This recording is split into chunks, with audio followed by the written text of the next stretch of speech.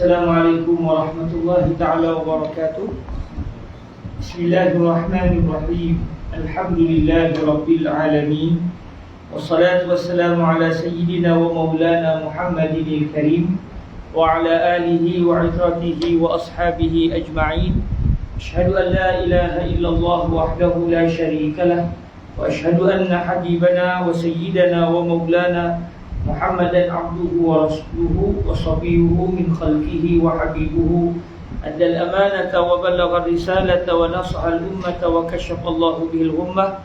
Allahumma salli wa sallim wa zid wa barik ala al-habibil mustafa sayyidina wa maulana Muhammadin rasulillah wa ala alihi wa itratihi wa ashabihi wa man walah. Amma ba'du. Syukur kita kehadrat Allah Subhanahu wa taala. Dengan keizinan daripada Allah kita dapat bertemu lagi untuk majlis pembacaan kitab Safinatun Najah bima yajibu 'ala al-'abdi li maulah, karangan Syekh Salim Ibnu Abdullah bin Sa'd bin Abdullah bin Sumair Al-Hadrami Asy-Syafi'i Al-Yamani Al-Adunisi yang meninggal dunia pada tahun 1271 Hijriah di Indonesia, atau ketika itu belum lagi dinamakan Indonesia, ketika itu belum lagi dikenali kawasan itu dengan nama Indonesia. Beliau meninggal dunia di Tanah Abang yang hari ini terletak di Jakarta. Alhamdulillah, sebelum ini kita telah pun masuk ke perbahasan mengenai syarat-syarat sah bagi salat. Dan Alhamdulillah, seingat saya kita telah pun meneliti syarat sah yang pertama, kedua, ketiga, rasanya keempat pun dah sudah. Maksudnya kita dah selesai sampai yang keempat, dan pada hari ini kita akan masuk yang kelima insya-Allah Subhanahu wa taala. Seingat saya kita telah pun meneliti yang pertama, yang kedua, yang ketiga dan yang keempat. Kita akan masuk syarat sah yang kelima, iaitu masuk waktu solat. Masuk waktu solat. Baik, sebagai kita mengingati apa yang telah disebutkan oleh beliau dari sudut matannya, kita baca terlebih dahulu matan dalam bahasa Arab dan kita melihat pula akan terjemahan serta huraian bagi matan tersebut. Kita hadiahkan terlebih dahulu Al-Fatihah. Bacaan Al-Fatihah, kita mohon kepada Allah agar Allah menyampaikan bacaan ataupun pahala bacaan surah ini kepada Syekh Salim Ibnu Abdullah serta para guru beliau, para murid beliau dan seluruh yang telah bertanggungjawab sehingga menyampaikan kitab ini kepada kita. Walhamdulillahirabbil alamin. Kepada beliau dan seluruh yang bertanggungjawab ini kita hadiahkan Al-Fatihah. A'udzubillahi minasyaitonirrajim. Bismillahirrahmanirrahim. Alhamdulillahirabbil alamin. Ar-Rahmanir Rahim, Maliki Yaumiddin. Iyyaka na'budu wa iyyaka nasta'in. Ihdinas siratal mustaqim. Siratal ladzina an'amta 'alaihim ghairil maghdubi 'alaihim waladdallin. Amin. Bismillahirrahmanirrahim. Qala Sayyiduna Al-Imam Syekh Salim Ibnu Abdullah bin Sa'd bin Abdullah bin Sumair Al-Hadrami Asy-Syafi'i radhiyallahu ta'ala anhu wa radahu, wa nafa'ana Allahu bi'ulumihi wa 'ulumi masyaikhihi wa talamizatihi wa qurra'i safinatin najati lahu wa sa'il musannafatihi wa syurrahiha Allahumma amin. Faslun. Syurutus salati thamaniyatun. Taharatul hadatsain والطهارة عن النجاسة في الثوب والبدن والمكان، وستر العورة، واستقبال القبلة، ودخول الوقت، والعلم بفرضيتها، وأن لا يعتقد فرضا من فروضها سنة، واجتناب المبطلات.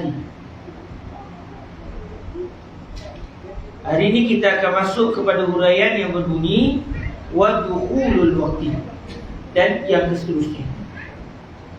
Syarat yang keempat, maafkan saya, syarat yang kelima adalah masuk waktu solat.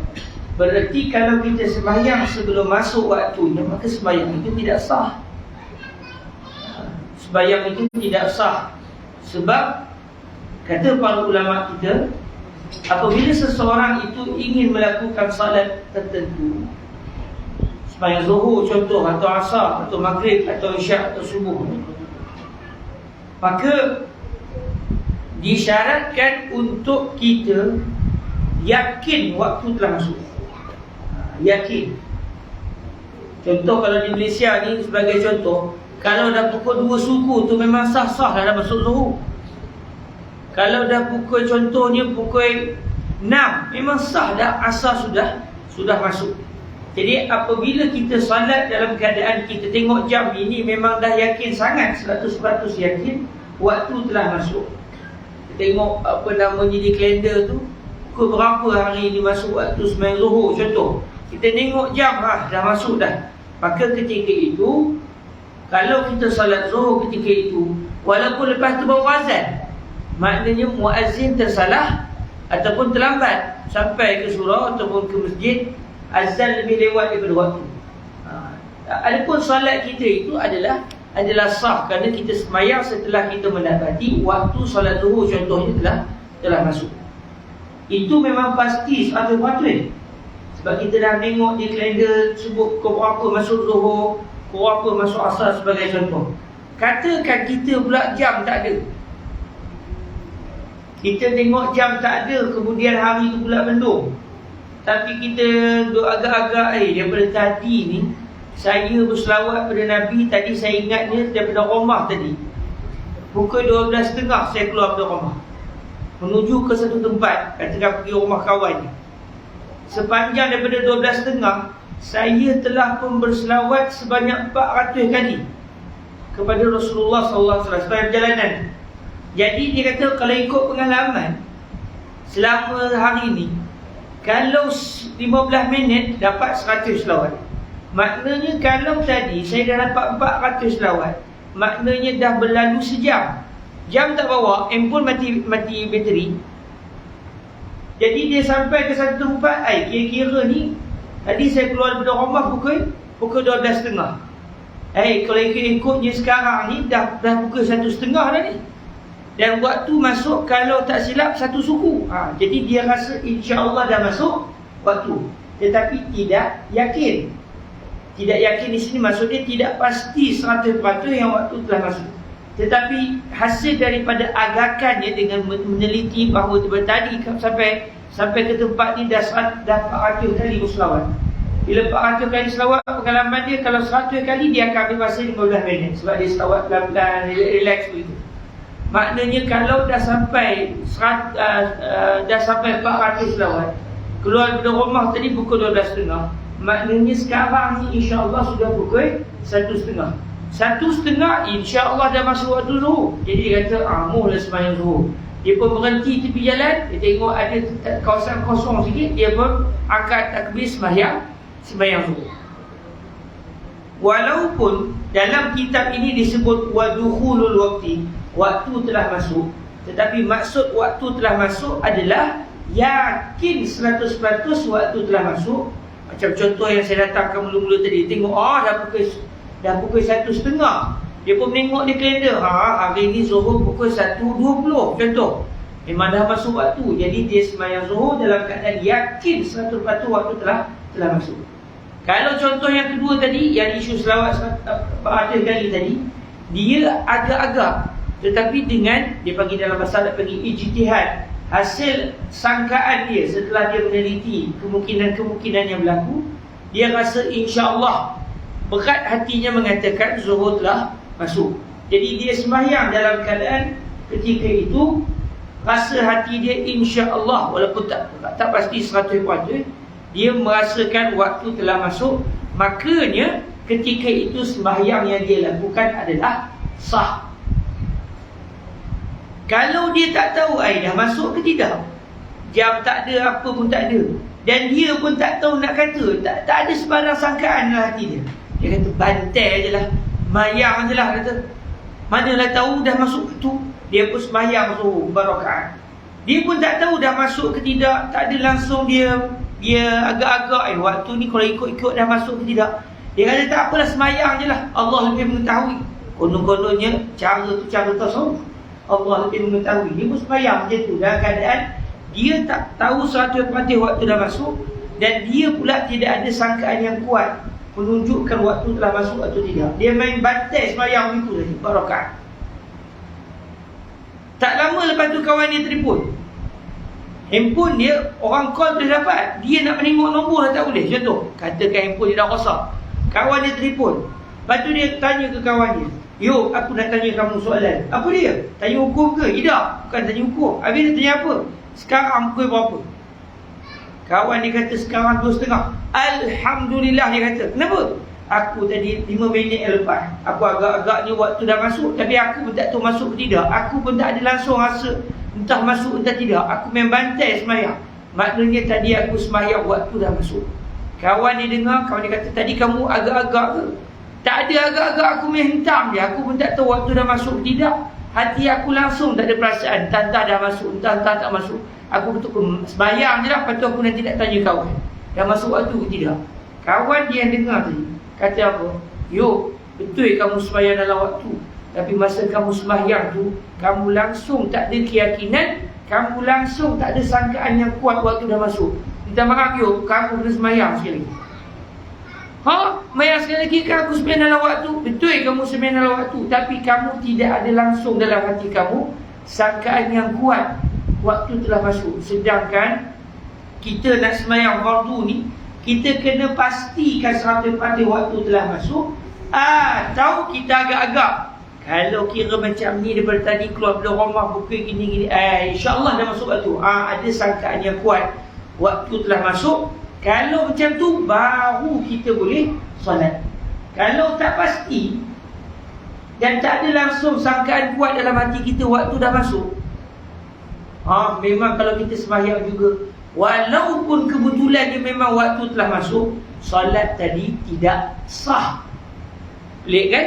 Sembahyang dalam waktu, elok berwudu, cukup rukun, tapi sembahyang tak sah. Rupanya kenapa? Sebab dia sembahyang dalam keadaan dia langsung tak tahu waktu dah masuk tidak. Dia mentam gitu. Jadi maknanya sembahyang tadi tidak sah. Cuma kata para ulama, kalaulah dia agak-agak waktu dah masuk, contoh tadi, daripada rumah dia keluar pukul 12.30. Dia kata, "Hai, tadi daripada rumah sampai ke tempat ni dah selesai 400 kali selawat. Kalau ikut yang 400 kali selawat, 100 selawat 15 minit. 400 maknanya dah dapat sejam. Tadi daripada rumah kalau tak silap 12.30 keluar. Maknanya sekarang pukul 1.30 insya-Allah. Waktu dah masuk. Rupa-rupanya entah macam mana, dia selawat laju macam mana, sampai tempat tu baru pukul 1. Tapi dia ingat dah 1.30. Jadi dia ingat kuat hati dia dah masuk waktu. Dia pun sembahyang zuhur. Dia dah sembahyang zuhur. Dia ingat 1.30 sebab jam semua terlupa bawa. Handphone pula mati. Tak lama lepas tu, dia berjalan ke depan, tiba-tiba tengok masjid. Dia dengar orang azan. Cepat penuh masuk asar. Dia pun berhenti terus di masjid. Dia pun tengok di masjid, tengok jam. La haula wala quwwata illa billah. Baru pukul 1.30. Baru pukul 1.30. Maknanya tadi dia sembahyang sebelum masuk waktu. Tetapi sangkaan hati dia ketika itu kuat bagi hati dia waktu telah masuk. Jadi dia sembahyang sebelum masuk waktu, dan sekarang dia telah yakin yang dia sebenarnya sembahyang sebelum masuk waktu. Macam mana? Dah selesai sembahyang, kira macam jamak lah kot. Macam tu ke? Mana ada jamak sebelum zuhur? Tak? Mana ada sembahyang jamak sebelum zuhur? Jadi macam mana sembahyang dia tadi? Sembahyang tadi tidak dianggap sebagai sembahyang zuhur. Sah ke sembahyang tadi? Sah. Sembahyang sah. Sah. Tapi tidak dianggap zuhur. Kenapa sembahyang sah? Kerana dia telah salat dalam keadaan hatinya mengatakan waktu telah masuk. Tetapi akhirnya terbukti sembahyang dia rupa-rupanya sebelum masuk waktu. Jadi syarat sah sembahyang selesai. Wa dukhulul waqti, maksudnya az-zannu bi dukhulil waqti atau al-yaqinu bi dukhulil waqti. Zan, kuat hati dia waktu telah masuk, atau dia yakin sungguh 100% maknanya pasti 100% waktu telah masuk. Jadi dia sembahyang dalam keadaan sudah berlaku pada dirinya sangkaan yang kuat. Dalam bahasa Arab dipanggil adh-dhann. Tapi akhirnya terbukti waktu tidak masuk lagi. Bila waktu tak masuk lagi, sembahyang tadi sah, tetapi bukan sembahyang zuhur. Lalu apa kata para ulama, sembahyang tadi jadi macam mana? Sembahyang zuhur untuk esok ke? Ya, memang tidak sembahyang zuhur untuk esok. Jadi dalam isu ini, dia kena sembahyang zuhur balik. Dia kata, rupanya dah tersalah sembahyang, selamat, ikut pelan Safinatun Najah bangun. Dia pun berhenti ambil wudu, dia pun sembahyang. Pak Imam tengok dia. Tadi nampak kamu sembahyang duha tepi jalan ni. Kuat iman kamu, tepi jalan kamu sembahyang duha. Dia kata bukan sembahyang duha, maaf. Saya ingat zuhur dah masuk, rupanya tak masuk lagi. Ini datang singgah nak sembahyang zuhur lagi. Asal-asal nak negur juga imam, hai cepat no azan asar, rupanya saya yang tersilap. Jadi sembahyang yang dia sembahyang tadi tu apa statusnya? Kata Al-Imam Al-Bajuri radhiyallahu ta'ala anhu dalam kitab beliau Hasyiah Al-Imam Al-Bajuri, beliau ada sebut apa status sembahyang yang dibuat sebelum waktu tadi. Kata beliau dalam syarah Ibnu Qasim ada ucapan lam tasihha salatuhu, sembahyangnya tidak sah kalau dia sembahyang sebelum masuk waktu. Jadi kata Al-Imam Al-Bajuri radhiyallahu ta'ala anhu, wa qawluhu lam tasihha salatuhu ay li'adami syarti, sembahyang tak sah sebab tak ada syarat sah sembahyang. Sembahyang dalam keadaan dia tak pasti dan tak ada langsung dalam hati dia rasa kuat waktu telah masuk.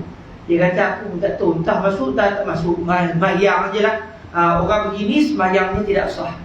Tapi kata Al-Imam Al-Bajuri radhiyallahu anhu, bi khilafi ma law shalla bil ijtihadi thumma tabayyana anna salatahu kanat qabla al-waqti fa innahu in kana alayhi fa'itatun min jinsiha waqa'at anha wa illa waqa'at lahu naflan mutlaqan. Fa innahu in kana alayhi fa'itatun min jinsiha waqa'at anha wa illa waqa'at lahu naflan mutlaqan. Apa maksudnya? Kata Imam Al-Bajuri, kalaulah seseorang itu dia sembahyang dengan ijtihad, maknanya dia sudah mengagak-agak, dia keluar pukul berapa tadi, dia dah selawat berapa banyak, contoh dia tengok langit, kalau ikut-ikutnya sepatutnya ni dah masuk waktu dah ni.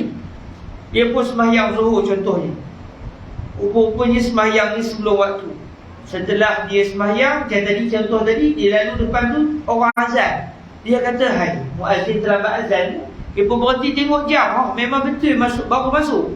Jadi ketika itu kata Al-Imam Al-Bajuri, kalaulah orang tadi dia pernah meninggalkan solat yang sama sebelum ini, dia pernah meninggalkan solat yang sama sebelum ini dan dia tak sempat qada lagi. Contoh dalam kita beri contoh tadi, katakan, rupanya waktu baru masuk, Allah aku baru sembahyang zuhur tadi, niat sembahyang zuhur, kebetulan dia 2-3 hari lepas dia pernah terlelap, pukul 12.30 dia lelap, sedar-sedar dah asar. Maknanya dia tertidur dan tidak sembahyang zuhur lagi, dan dia tak sempat qada lagi. Maka kata Al-Imam Al-Bajuri, sembahyang yang dia lakukan, dia ingat dah masuk waktu tadi, rupa-rupanya belum masuk waktu, sembahyang itu akan dianggap sebagai qada kepada salat zuhur yang dia belum sempat qada lagi. Itu kalau dia ada qada solat itu. Katakan dia memang tak ada langsung sembahyang yang dia kena qada, jadi sembahyang yang dibuat tadi sah, dalam masa yang sama solat itu akan menjadi pahala sembahyang tadi. Yang dia sembahyang tadi, dia mendapat pahala sembahyang sunat. Tapi yang penting dia kena sembahyang zuhur sekali lagi, kerana solat zuhur yang dia buat tadi rupa-rupanya sebelum masuk waktu. Ini yang disebut oleh para ulama ketika menguraikan apa erti masuk waktu solat. Okey. Maknanya tengok keadaan. Dia sembahyang sebelum waktu, dia ijtihad, dia telah berusaha sedaya mungkin untuk menengok waktu dah masuk ke tidak. Dia rasa berat hati dia waktu dah masuk, dia sembahyang, rupa-rupanya belum masuk waktu. Jadi sembahyang yang dia lakukan tadi bukanlah sembahyang zuhur sebenarnya, bukan sembahyang zuhur hari tu. Habis dia dapat pahala apa? Dia dapat pahala tengok keadaan. Ada tak sebelum ni dia tertinggal sembahyang zuhur dan dia belum qada lagi? Contoh katakan ada, maknanya sembahyang tadi adalah sembahyang qada bagi solat zuhur yang pernah dia tinggal dalam keadaan dia belum qada lagi. Katakan dia mana ada sembahyang qada, elok dia sembahyang selama ni kuat tu. Jadi sembahyang yang dia lakukan tadi dapat pahala sembahyang sunat. Walaupun dia niat tadi usalli fardhu zuhri. Itu adalah melihat kepada realiti orang tadi. Baik, ini adalah syarat yang kelima, iaitu masuk waktu solat. Teacher saya pun masuk dalam live saya sekolah menengah dulu. Teacher tanya, ada di KL ke? Tidak, di Kuala lagi teacher kan. Masih di Kuala Kangsar lagi kan. Bismillah subhanahu wa ta'ala kan. Minggu depan baru ke Kuala Lumpur. Bukan hari Jumaat ni, Jumaat yang akan datang kan. Jumaat ni, ya Jumaat dekat ni lah baru saya ke Kuala Lumpur teacher kan. Bolehlah kalau teacher nak belajar kan. Bismillah subhanahu wa ta'ala. Baik, ada pula teacher dia minta dia belajar. Betul, awak belum belajar teacher lah. Kita belum minta teacher kita belajar. Untuk nak murid seorang. Teacher bahasa Inggeris saya kan. Masa kita jumpa balik, try to speak in English kan. Maratan ni tak nak campur bahasa Arab pula lah. Okay. Perkara yang keenam pula adalah pengetahuan tentang kefarduan solat. Ni syarat yang keenam. Kata Al-Imam Syekh Salim Ibn Abdullah, wal ilmu bi fardiyatiha. Pengetahuan tentang kefarduan solat. Apa artinya? Saya ada tulis di nota kaki buku ni, buku cetakan Ruwaq Jawi ni.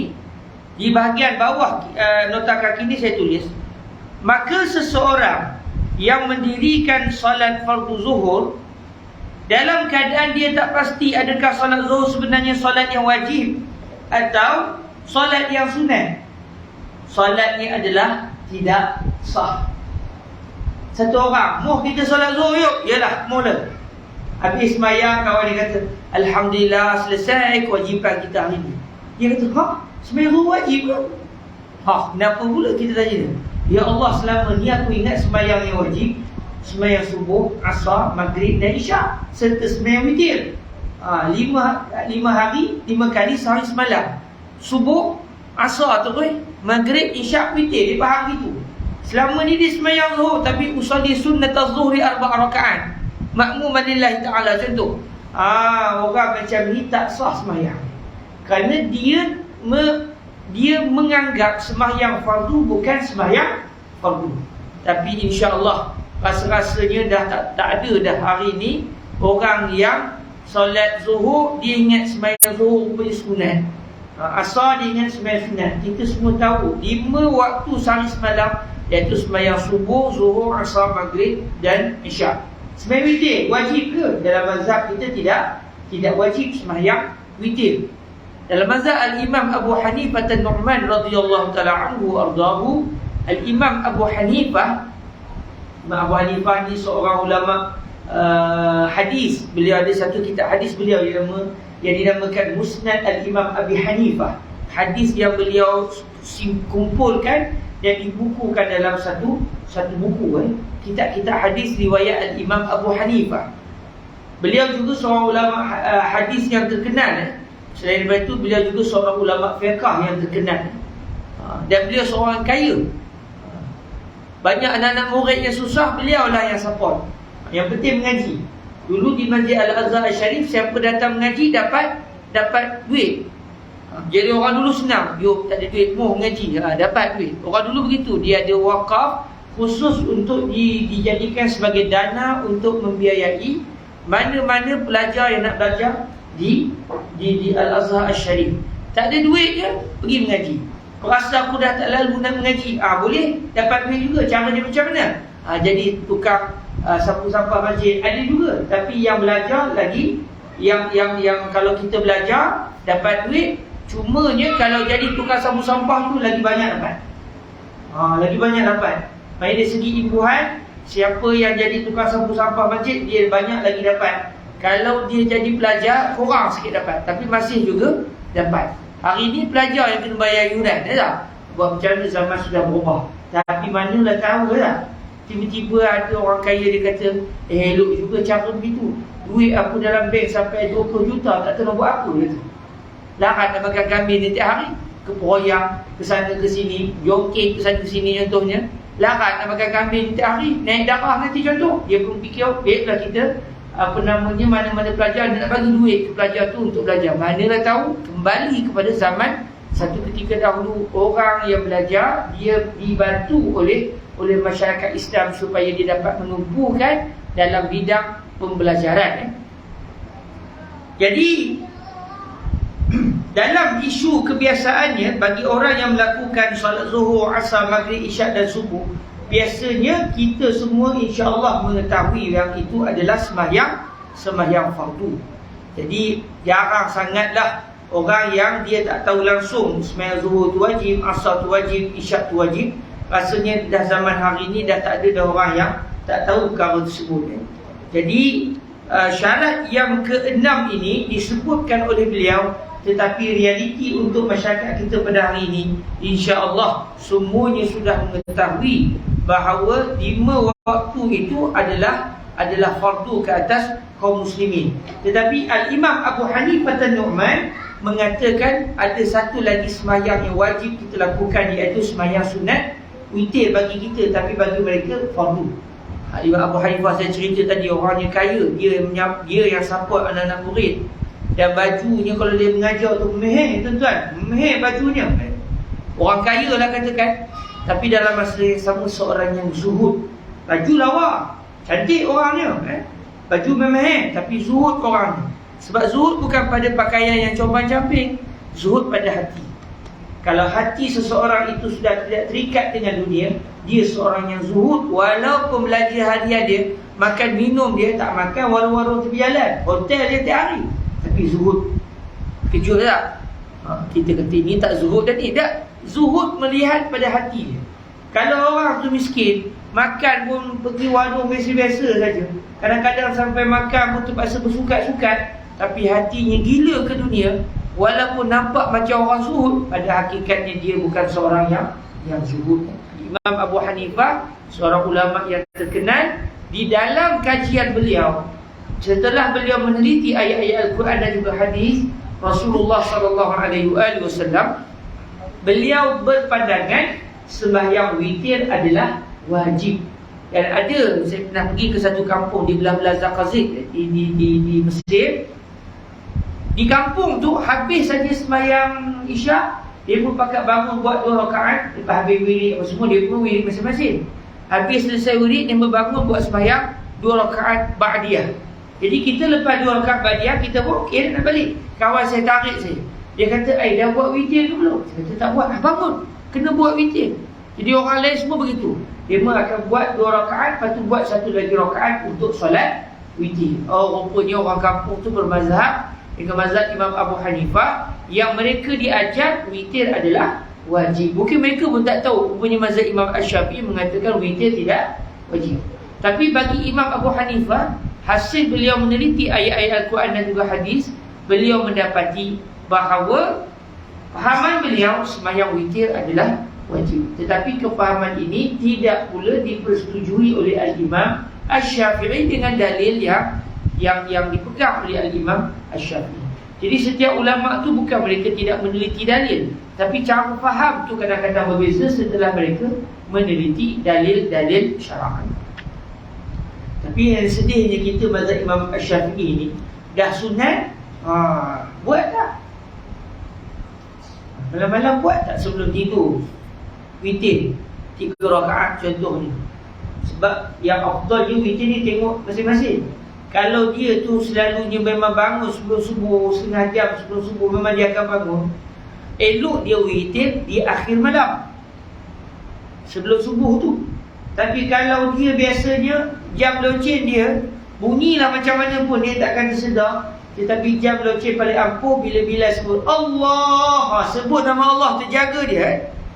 Allazina bila tersebut dengan nama Allah, wajilat qulubuhum, bergetar hati dia. Oh, dah masuk waktu. Lepas aku sembahyang sunat witir.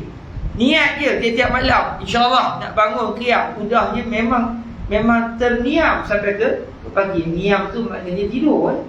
Dia nak qiyam, yang berlaku niam. Sedar-sedarnya memang dia akan bangun dengan nama Allah Azza wa Jalla. Kalau orang macam ni, dalam satu hadis, nanti insya-Allah kita jumpa rasanya dalam kitab Mukhtasar Al-Imam Al-Bukhari, karangan Al-Imam Ibni Abi Jamrah, ada satu tuntutan daripada Rasulullah kepada Sayyidina Abu Hurairah agar jangan tidur melainkan sembahyang dahulu witir terlebih dahulu. Sebelum tidur sembahyang witir terlebih dahulu. Lalu kata guru saya, ini merujuk kepada seseorang yang kalau dia itu biasanya payah nak bangun malam. Jadi daripada dia terlepas sembahyang witir, eloklah sebelum tidur dia solat witir terlebih dahulu sebagai penutup. Katakan dia tersedar tengah malam nak qiyamul lail, tak ada masalah, dia sembahyang macam mana, sembahyang tahajud ke apa ke, walaupun dia telah sembahyang witir sebelum tidur. Tapi biasanya sebab kita dididik betul lah tu, Imam Asy-Syafi'i kata tak wajib. Bila tak wajib, kita terus tak buat. Tunggu bila? Setahun sekali, bulan Ramadan yang akan menjelma nanti. Itulah hari-hari indah dalam hidup kita setelah kita melakukan solat witir. Cukup sebulan witir, kita akan jumpa tahun depan pula witir yang seterusnya.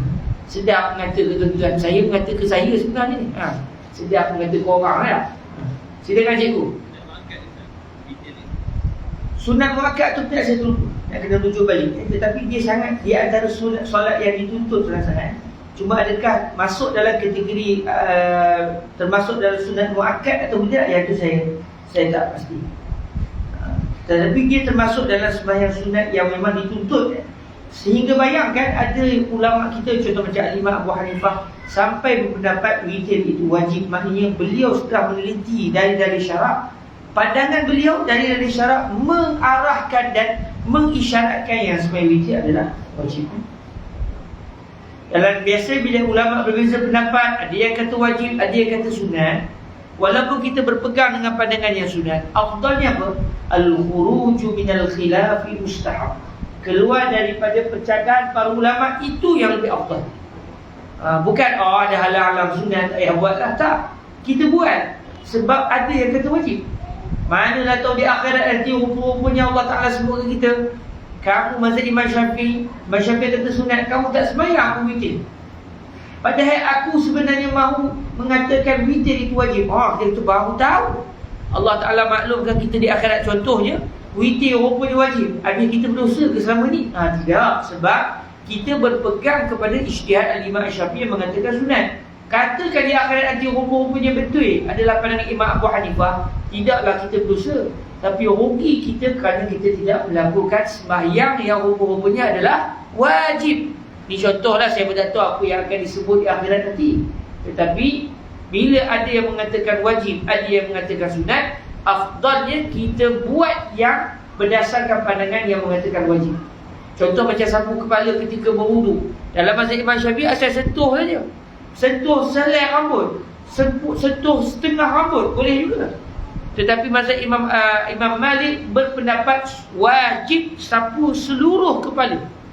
Jadi ketika kita berwuduk, janganlah kita sapu sikit saja. Kerana walaupun tak berdosa dalam mazhab Imam Asy-Syafi'i, tetapi berdosa dalam mazhab Imam Malik, dan Imam Asy-Syafi'i juga berpendapat sunat disapu kepada seluruhnya.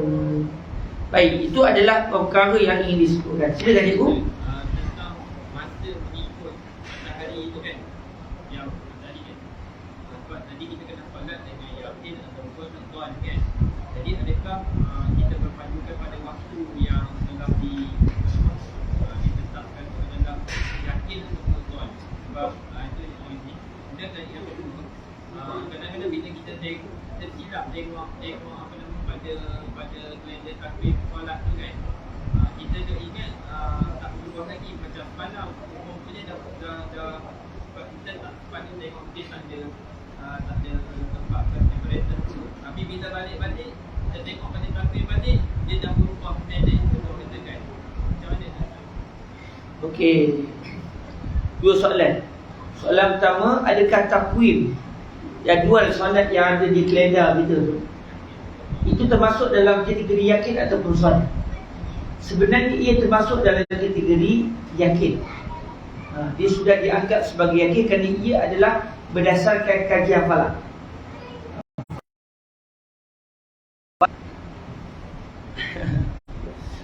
Soalan pasal apa namanya, kalender tadi ya.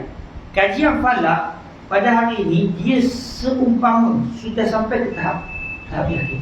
Contohnya bunyi titik ni memang betul sekarang ni kita punya bayang-bayang kita sudah apa namanya, malam ni memang dah tak ada langsung mega berapa sedikit azan. Masuk waktu Kuala Kangsar cikgu teacher di Kuala Kangsar dah masuk isyak.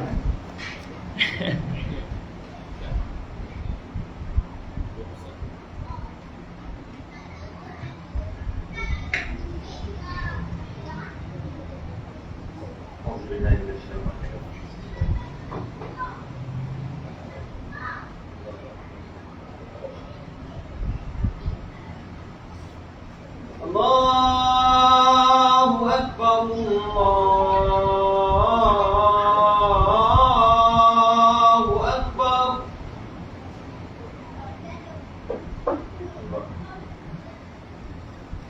Allahu Akbar, Allahu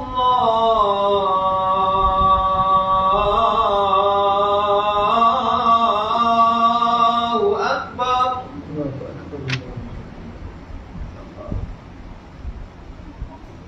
أشهد أن لا إله إلا الله.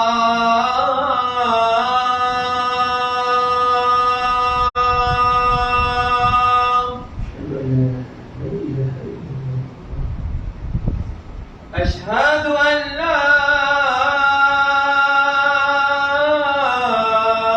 إله إلا الله.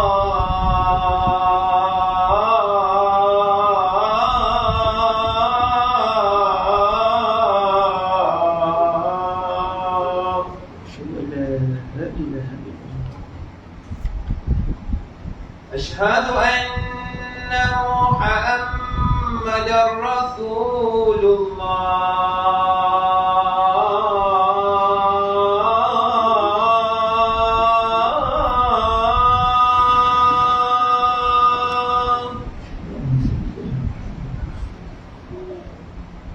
أشهد أن محمدا رسول الله.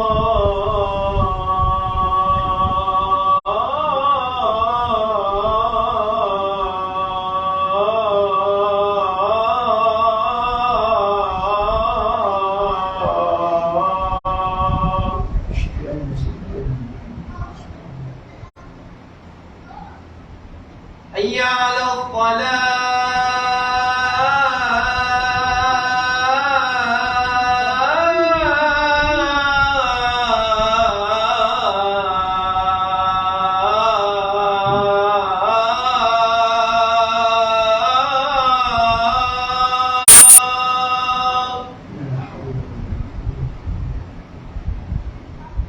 حي على الصلاة.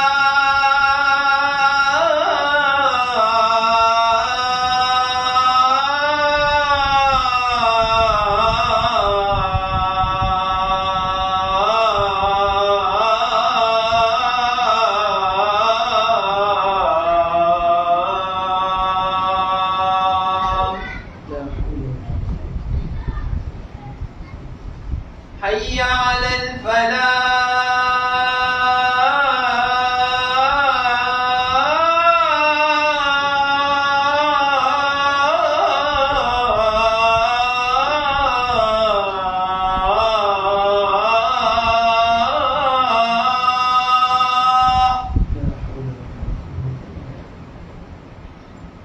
حي على الفلاح.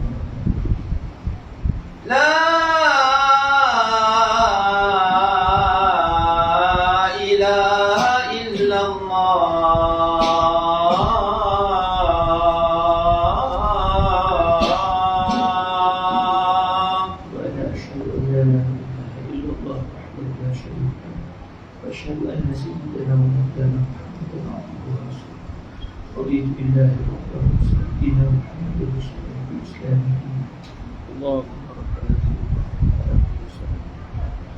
آت سيدنا محمد والشرف والدرجة الرفيعة والعصر مقام وعدا إنك لا تخلف الميعاد وصلى الله على سيدنا ورسولنا محمد وعلى آله وصحبه وسلم. Baik, tuan-tuan yang dirahmati Allah Subhanahu Wa Taala. Jadi soalan yang disebut tadi, apabila kita menengok jadual solat yang ada di kalender kita tu, maka sebenarnya itu sudah dianggap seperti yakin. Sebab apa? Itu adalah berdasarkan kajian falak, dan falak ini adalah tepat. Sebab tu sampai hari ini kita tahu bila berlaku gerhana semua itu adalah hasil kajian falak. Dan subhanallah, aturan alam ini kena dengan ilmu yang dikaji, iaitu ilmu falak. Menunjukkan bumi dan matahari serta bulan ini dia bergerak betul-betul secara secara tepat berdasarkan apa yang pernah berlaku sebelumnya. Maka ini menunjukkan bahawa langit dan bumi ini dia bukan bergerak sendiri, tapi memang ada yang mengatur. Dan itulah Allah Azza wa Jalla. Itu yang pertama. Soalan yang kedua ditanya oleh cikgu tadi. Katakan kita ingat waktu isyak hari macam yang semalam. Rupa-rupanya isyak hari ni terlewat seminit contohnya. Kita pula kebetulan ada urusan nyongkit ke mana contohnya. Nyongkit ke Kuala Lumpur, nak ziarahnya cikgu Nokia contohnya, cikgu saya ni tengah dengar ni. Daripada Kuala nak nyongkit ke Kuala Lumpur, katanya tak boleh ni, dah masuk waktu dah ni. Padahal lagi seminit rupanya nak masuk waktu. Saya pun Allahu Akbar, zal waktu dah masuk. Saya ingat yakin dah tu. Rupanya tak lama tu lepas tu azan, hati saya nampak Bilal dia terlewat seminit. Habis semayang, saya pun tengok apa semua sampai nak siap-siap nak tolak ke Kuala Lumpur. Saya tengok, hari ni terlewat seminit. Maknanya ketika saya angkat takbir tadi, belum lagi masuk waktu, dah hampir nak masuk. Jadi saya telah memulakan salat di luar waktu. Maknanya semayang saya tadi, ia akan pergi kepada masalah tadi. Saya semayang dalam keadaan ada zon, ada sangkaan kuat waktu telah masuk. Maknanya semayang tadi sah.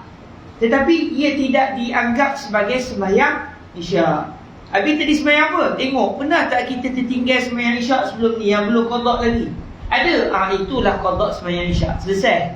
Tak ada. Saya tak ada yang ada tertinggal semayang subuh semalam contohnya.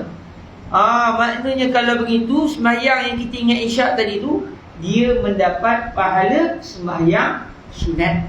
Habis tu nak kena semayang ke? Ya, jangan nak nyongkit je, semayang pun kena juga. Jadi itu adalah apa yang ditanya oleh cikgu tadi. Dan ada dua lagi yang disebut di sini, iaitu wa alla ya'taqida fardhan min furudiha sunnatan wajtinabul mubtilat. Ini mudah iaitu perkara yang ke-8, yang ke-7, maafkan saya, syarat sah salat yang ke-7. Seseorang yang ingin melaksanakan salat tidak menganggap satu kefarduan daripada kefarduan salat adalah perbuatan yang sunat. Mari dia kena tahu mana satu rukun, mana satu sunat dalam sembahyang. Kalau selama ni dia sembahyang elok baca Fatihah, tapi dia ingat rupanya dia ingat sunat dia baca Fatihah. Baca apa pun tak apa sebenarnya, yang penting Al-Quran. Tapi dah orang baca Fatihah, takkanlah tiba-tiba lepas takbir tiba-tiba dia bantai, ya, terkejut makmum, tiba-tiba ya, ada perkara mana Alhamdulillah. Jadi dia pun mulalah dengan Bismillahirrahmanirrahim, Alhamdulillahirabbil alamin. Tapi selama hari ni dia ingat baca Fatihah tu, dia ingat tak wajib, sunat aja. Yang wajib baca Quran. Maknanya ketika itu sembahyang dia selama hari ini adalah tidak sah. Kerana walaupun dia telah baca Fatihah, tetapi dia membaca Fatihah atas dasar dia ingat itu adalah sunat, padahal itu adalah merupakan fardu di dalam solat. Dan ini pun rasanya tak berlaku dah hari ini. Kita dah belajar, kita tahu mana satu kefarduan solat, mana pula sunat-sunat solat, mana yang rukun, mana yang sunat, biasanya kita sudah pun tahu. Dan insyaAllah dengan kita belajar kitab ni, semakin nampak lagi mana yang lebih lebih jelas insya-Allah. Silakan cikgu. Orang remaja sebelum ni dia dah menikmati yang lama lah kan. Okey. Dia semayang tak tinggal, tapi masalah utamanya dia tak mampu, dia bukan dia tak tahu, dia ada yang dia tak berapa jelas tentang rukun sembahyang. Mungkin disebabkan kejahilan. Bila dia dah belajar, tapi dia buat yang adakah dia kena ganti ataupun tak? Macam soalan macam kisah kita tadi lah. Selama ni dia daripada kecil sembahyang. Hari ni dia ikut kelas. Dia kata, kenapa kawan dia kata, kenapa kamu tiba-tiba tu? Aku selama ni ingatkan baca Fatihah tu sunat saja. Baru tahu dia. Sudah dah berapa tahun kamu sembahyang? Dah 10 tahun. Dah 10 tahun dia sembahyang. Selama ni dia baca Fatihah, dia tak tinggal baca Fatihah ketika sembahyang. Tetapi dia ingat membaca Fatihah adalah sunat. Dia baru tahu hari ni contohnya. Jadi sembahyang yang selama ni dia lakukan, sembahyang itu adalah tidak sah. Bila sembahyang tidak sah, dia wajib qada. Dia jadi macam orang yang tinggal sembahyang dulu. Jadi apa yang dia kena buat? Dia kena kira balik berapa banyak sembahyang yang telah dilakukan sepanjang ni 10 tahun punya sembahyang. Memang berat juga. Tetapi sebagian ulama mencadangkan kalau kita ni contohnya ada sembahyang nak kena qada banyak macam tu, mudahnya kita setiap kali lepas sembahyang fardu terus sembahyang fardu yang sama dengan niat qada pula. Kita tengok berapa tahun kita punya load dengan Allah tu akan selesai. Tengok okey berapa tahun. Tapi insya-Allah moga-moga Allah Taala panjangkan umur kita dan dapat kita qada perkara sedemikian. Sebab kita buat dalam keadaan dasar jahil, bukan kita sengaja. Kita tak sangka yang selama ni rupanya kita buat salah. Baru tahu yang kita buat selama ni insya-Allah tidak berdosa sebab kita tak tahu. Tetapi dalam masa yang sama wajib kita qada solat tersebut. Dan kalau orang dia lihat dia sudah tu beratnya, betul dia macam urusan berat, tetapi itu hutang dia dengan Allah yang tak selesai. Dalam masa yang sama dia tak berdosa. Maknanya lepas sembahyang fardu dia buat sembahyang fardu, lepas sembahyang fardu dia buat sembahyang fardu. Dalam masa yang sama dia dah dapat pahala 10 tahun sembahyang sunat. Itu orang lain mungkin tak sampai tu. Sampai 10 tahun sembahyang sunat penuh.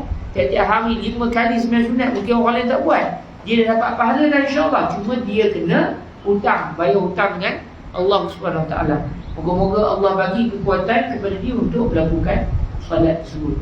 Tapi rasanya insya-Allah jarang sangat dah berlaku. Kalau ada maknanya insya-Allah moga-moga dimudahkan oleh Allah Subhanahu Wa Taala urusan dia untuk qada solat tadi.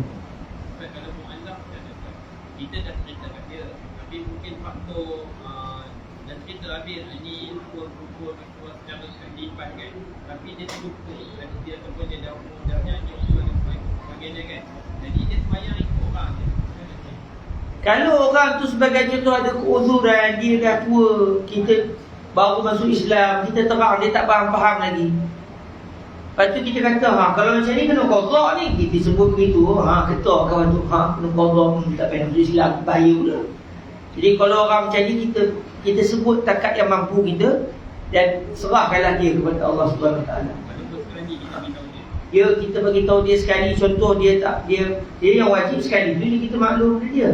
Tapi katakan dia terlupa lepas tu kita dah buat macam mana, apatah lagi dalam usia dia dah tua contoh, dalam masa yang sama mungkin dia pun ada perangai dia juga, garang dia bengih dia tu kadang-kadang kita tegur tak nak dengar, dia tahan juga contoh. Makanya kita bagi tahu takat yang kita mampu dan sekurang-kurangnya dia telah pun masuk agama Islam tu pun dah besar rahmat. Yang sikit-sikit tu sesungguhnya Allah ini sangat kasih kepada dia. Moga-moga Allah yang Maha Pengampun memaafkan dia kerana itu adalah dasar ketidakmampuan dia. Mungkin dia dah tua, mungkin dia tak apa-apa ingat. Dan Allah tidak akan mengazab seseorang melainkan kalau orang itu berhak untuk mendapat azab. Maka Allah yang Maha Pemurah, kita doakan dia dimudahkan dan diampunkan dosanya oleh Allah Subhanahu Wa Taala. Dan yang syarat yang terakhir saya kira untuk malam ni, syarat sah yang terakhir, dia mengelak daripada melakukan perkara-perkara yang membatalkan solat. Dalam masalah tersebut wajtinabul mubtilat, dia menjauhkan diri daripada melakukan perkara-perkara yang membatalkan solat. Jadi dalam solat tadi jangan pula dia melakukan perkara yang membatalkan solat. Selagi tidak berlaku perkara yang membatalkan solat dan sembahyang, dan 7 syarat sah yang sebelum ini dia tunaikan, maka solat ni adalah sah. Tapi kalau contoh dah terkentut, malu ke orang, oi dah sembahyang, imam contoh ya, insya-Allah imam kita semua tak begitu kan. Malu apa, dah berlaku senyap orang gelak. Macam mana kan? Orang gelakkan. Biarlah orang nak gelak. Daripada kita berpura begitu, elok sembahyang padahal dah batal. Maknanya tak sepatutnya. Tak sepatutnya. Cuma dalam kitab disebut kalau takdir imam terbatal sembahyang. Cara dia macam ni disebut oleh para ulama, tutup hidung macam konon-kononnya macam ada darah keluar dari hidung. Tapi jangan lepas tu kata ya Allah turut darah yang tadi. Itu dah menipu. Dia bila orang tanya kenapa bang? Kita tak kapur, kita saja tunjuk hidung kita. Kita nak kapur hidung kita maju contoh ya. Dia biar dia faham je dulu. Kau-kauannya terjaga dia kita punya keaiban. Kita tak bohong. Tapi kita melakukan perbuatan yang dia faham lain, kita inginkan yang lain. Sebab kalau kita kapur, yang itulah. Tapi kalau satu masjid dengar sampai terkejut makmum, ada yang datang-datang, yang itu tak kata apa lah. Itu rezeki imam tu lah, untuk menjadi satu perbincangan hangat di kampung itu. Jadi kalau imam tu dia sembahyang juga, dalam keadaan dah batal wudu, dia takut orang mengata ke dia. Tak sepatutnya, sebab sembahyang ni dia ada tata cara dia. Kalau dah batal, keluar je lah. Dah keluar je, jangan semalu. Dan kalau orang gelak, kita kabur, nak galak apa kamu pun buat benda yang sama. Tak kamu teruk lagi di rumah. Pasal ekor sampai rosak ekor, jatuh lah. Aku dah ditakdirkan Tuhan. Sedap mengata orang, jatuh lah. Sebab Rasulullah pernah tengah menyembang tu, ada seorang terbang angin, sahabat Nabi terbang angin. Pakai gelap lah ke macam itu orang Melayu ke? Yang gelap. Dia kata, gelap apa? Kamu tak pernah kentut. Benar? Habis tu kamu gelap apa kawan kamu? Dia kentut. Kamu tak kentut hari ni. Tapi semua-semua ni kentut juga. Kenapa kamu gelapkan benda yang kamu sendiri lakukan? Dan Nabi nak kata yang betapa Nabi nak jaga maruah salah seorang sahabat baginda yang kebetulan dia terbuang angin. Nak buat macam mana ditakdirkan Allah Subhanahu Wa Taala ya? Jadi kalau berlaku kepada kita, ya, mari kita keluar dari sembahyang. Kalau mak tanya kenapa mak? Adalah. Kalau kita tak nak kabur, adalah yang tadi ada masalah sikit. Alhamdulillah ala kulli hal. Jadi yang penting pastikan dalam kita solat tidak ada perkara-perkara yang membatalkan sembahyang yang berlaku. Kalau berlaku ditakdirkan Allah, kita keluar dari sembahyang. Perlu ke bagi salam kanan kiri? Tak perlu sebenarnya. Dah terkentut contohnya, batal terus dah sebenarnya. Keluar begitu je lah. Sebab memang bila terbuang saja angin, berlaku sebarang perkara yang membatalkan sembahyang, sebenarnya sudah terkeluar kita secara automatik daripada solat. Wallahu ta'ala a'lam. InsyaAllah besok malam kita sambung kepada sambungan perbahasan ini, iaitu hadas ada dua jenis. Hadas besar, ada kecil. Kemudian kita akan melihat perbahasan berkenaan dengan aurat di dalam salat dan juga perincian-perincian aurat yang didatangkan dalam kitab ini biiznillah subhanahu wa taala. Dan untuk besok pagi lepas subuh kita ada kuliah subuh insya-Allah dalam membincangkan hadis-hadis pilihan daripada Sahih Al-Imam Al-Bukhari menerusi kitab Mukhtasar Sahih Al-Imam Al-Bukhari Ibn Abi Jamrah biiznillah subhanahu wa taala. Sekadar itu saja daripada saya. Mohon maafan atas segala kesilapan dalam menyampaikan kalau ada, dan kita tangguhkan dengan sama-sama. Kita berselawat ke hadrat Rasul sallallahu alaihi wasallam. Allahumma salli afdal salatin ala as'adi makhluqatika sayyidina Muhammad wa ala alihi wa sahbihi wa sallim adada ma'lumatika wa midada kalimatika kullama ذكرك الذاكرون وغفل عن ذكره الغافلون. اللهم صل أفضل صلاة على أسعد مخلوقاتك سيدنا محمد وعلى آله وصحبه وسلم عدد معلوماتك ومداد كلماتك كلما ذكرك الذاكرون وغفل عن ذكره الغافلون. اللهم صل أفضل صلاة على أسعد مخلوقاتك سيدنا محمد وعلى آله وصحبه وسلم عدد معلوماتك ومداد كلماتك كلما ذكرك الذاكرون وغفل عن ذكره الغافلون. سبحانك اللهم وبحمدك أشهد أن لا إله إلا أنت أستغفرك وأتوب إليك. بسم الله الرحمن الرحيم. والعصر إن الإنسان لفي خسر إلا الذين آمنوا وعملوا الصالحات وتواصوا بالحق وتواصوا بالصبر. جزاكم الله خير الجزاء. السلام عليكم ورحمة الله وبركاته.